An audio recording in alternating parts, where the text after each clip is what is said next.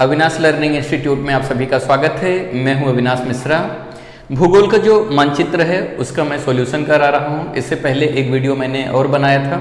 अगर आपने वो वीडियो नहीं देखा है तो उस वीडियो का लिंक जो रहेगा आपको नीचे डिस्क्रिप्शन में मिल जाएगा, आप वहां से जाके देख सकते हैं। तो बच्चों, बोर्ड की तरफ से इंग्लिश मीडियम, मराठी मीडियम और उर्दू मीडियम का इम्पोर्टेंस आ चुका है। हिंदी मीडियम का इम्पोर्टेंस अभी तक नहीं आया है।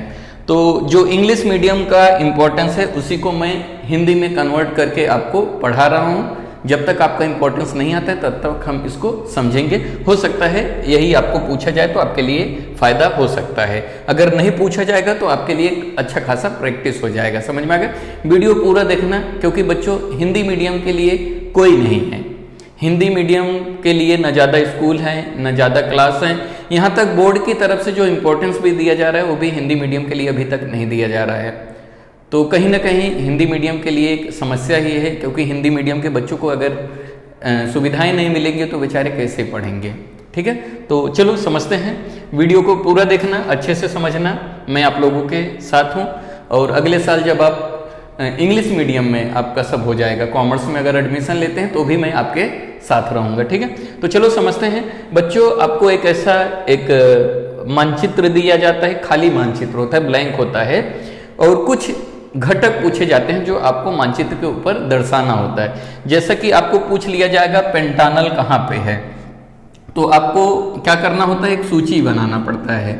समझ में आ गया? एक सूची बनाना पड़ेगा और आपको पूछ लिया जाएगा पेंटानल कहाँ पे है, तो आप क्या करोगे, सूची बनाओगे और एक बॉक्स बनाओगे और ए डिजाइन यहाँ पे दिखा दोगे और यहाँ पे लिख देना पेंटानल।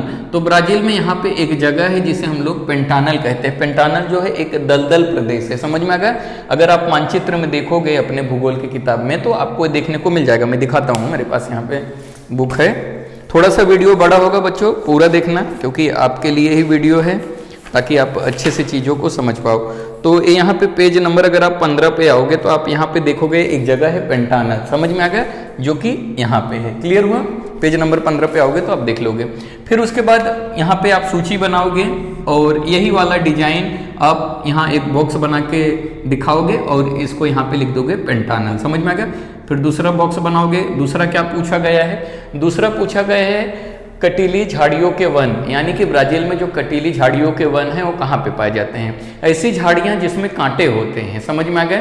जैसे बबूल का पेड़ होता है, नागफनी का होता है, जो कांटे वाली झाड़ियाँ होती हैं, पेड़ पौधे होते हैं। तो ब्राजील का एक जगह है यहाँ पे जिसे हम कटिंगा कहते हैं। ये वाला जगह जो दिखाई दे रहा है, यहाँ पे कटीली झाड़ियों वाले वन पाए जाते हैं, जो आप यहाँ पे गोल गोल कलर दिखाई दे रहा है। तो आपको भी ऐसे ही यहाँ पे दर्शाना होगा। तो आपको क्या करना पड़ेगा, एक ऐसा आउटलाइन बनाना। यहाँ पे कटीली झाड़ियों के वन यहाँ पे पाए जाते हैं।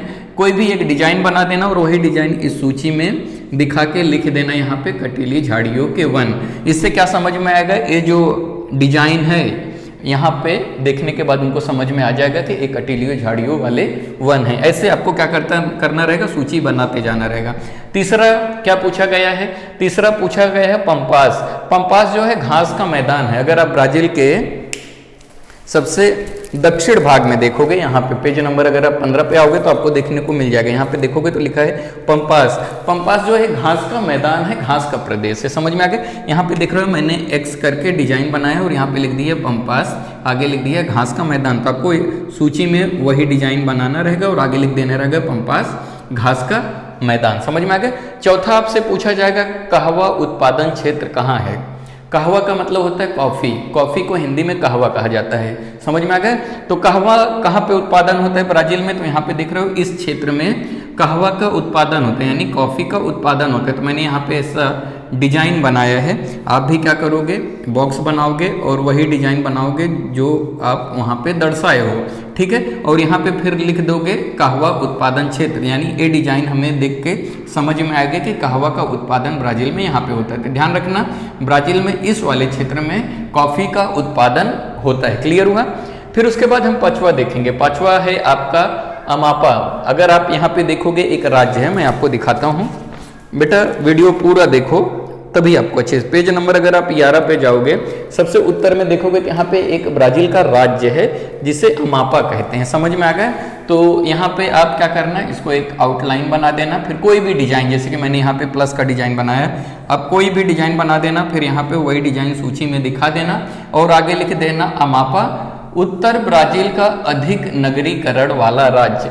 तो ये जो अमापा है, अमापा में सबसे अधिक नगरीकरण हुआ है। नगरीकरण का मतलब क्या होता है, ये जो अमापा राज्य है ना, एकदम शहर बन चुका है। समझ में आ गया?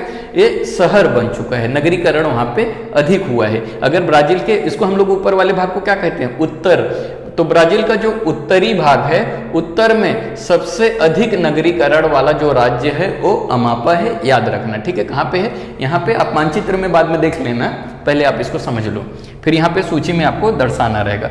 फिर छठवां देखेंगे, छठवां है मैनोस बंदरगाह। अगर आप मानचित्र में देखोगे तो आपको मैनोस बंदरगाह देखने को मिल जाएगा, मैं दिखाता हूँ। आप पेज नंबर 63 पे आओगे तो यहाँ पे देखोगे मैनोस है। समझ में आ गया? एक बंदरगाह है। समझ में आया? बंदरगाह क्या होता है, जहाँ पे नाव वगैरह रुकती है ना, उसको बंदरगाह कहते हैं। तो यहाँ पे मैंने क्या लिखा है, 6 मैनोस बंदरगाह। बंदरगाह को कैसे दिखाते हैं, उसका डिजाइन हम ऐसे बनाते हैं, याद रखना, ऐसे इस डिजाइन से, जैसे कि यहाँ पे देख रहे हो। ये चीजें आपको क्या करना रहेगा, ये चीजें आपको सूची में दिखाना होता है। सूची बनाना बहुत जरूरी होता है बच्चों, अगर सूची नहीं बनाओगे ना तो नंबर नहीं मिलेगा। तो यहाँ पे आप क्या करोगे, लिख दोगे मैनोस बंदरगाह। समझ में आ गया? ये क्लियर हुआ?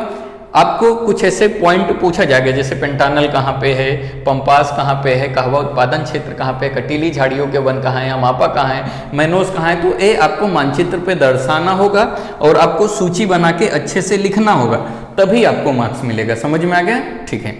एक आपको मानचित्र दिया जाएगा, उस मानचित्र पे आधारित कुछ प्रश्न पूछे जाते हैं, उस प्रश्नों का उत्तर लिखना होता है। तो आपको यहाँ पे मैं बता दूं कौन सा मानचित्र है जो इम्पोर्टेंट में दिया गया है, ताकि आप बाद में देख लेना। पेज नंबर 15 पे अगर आओगे तो यहाँ पे एक आपको मानचित्र दिया गया है, वही मानचित्र आपको दिया गया है। उस मानचित्र को देख के आपको कुछ प्रश्नों के उत्तर देने होते हैं, जो कि इंग्लिश मीडियम के इंपॉर्टेंट में दिया गया है। मैं यहाँ पे सॉल्व कराया हूँ, बाद में आप स्क्रीनशॉट ले लेना, पहले समझो। अमेजन नदी की घाटी की ऊंचाई किस श्रेणी में आती है? तो यहाँ पे अगर आप देखोगे तो ए है अमेजन नदी, अमेजन नदी की घाटी यहाँ पे, तो उसकी जो ऊंचाई है वो किस श्रेणी में आती है? तो अगर आप यहाँ पे देखोगे तो इसका जो कलर है वो हरा कलर का है, गहरे हरे कलर का है, और फिर हल्का हरा कलर है। तो यहाँ 0 और 200 के बीच में आता है। तो आप क्या लिखोगे, अमेजन नदी की घाटी की जो ऊंचाई है वो 0 मीटर से लेकर 200 मीटर की श्रेणी में आती है। इतना लिख दोगे तो आपका आंसर सही हो जाएगा, 1 नंबर मिल जाएगा। अगला प्रश्न, अमेजन की घाटी किन 2 उच्च भूमियों के दरमियान स्थित है? तो ये जो अमेजन की घाटी है, आप यहाँ पे देख सकते हो, अमेजन घाटी किन 2 उच्च भूमियों के बीच में आती है?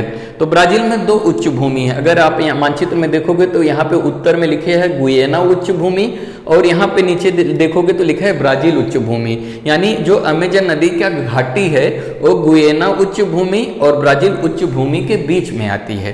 तो उत्तर क्या लिखोगे, अमेजन की घाटी गुयेना उच्च भूमि और ब्राजील उच्च भूमि के दरमियान स्थित है। दरमियान का मतलब मध्य में। क्लियर? अगला देखो, पिको दी नेबलिना चोटी की ऊंचाई लिखो। तो ब्राजील में एक चोटी है, आप मानचित्र में देख सकते हो, यहाँ पे देख सकते हो गुयेना उच्च भूमि के बाजू में देखोगे तो लिखा है पिको दी नेबलिना। आपको इसकी ऊंचाई लिखनी है, उसकी ऊंचाई कितनी है? तो अगर आप मानचित्र में देखोगे तो वहां पे लिखा है, ठीक है। तो आप लिखोगे आंसर में पिको दी नेबलिना चोटी की जो ऊंचाई है वो 3014 मीटर है। कितनी ऊंचाई है? 3014 मीटर है। अगला प्रश्न पूछा गया, ब्राजील में कटिंगा किस दिशा में स्थित है?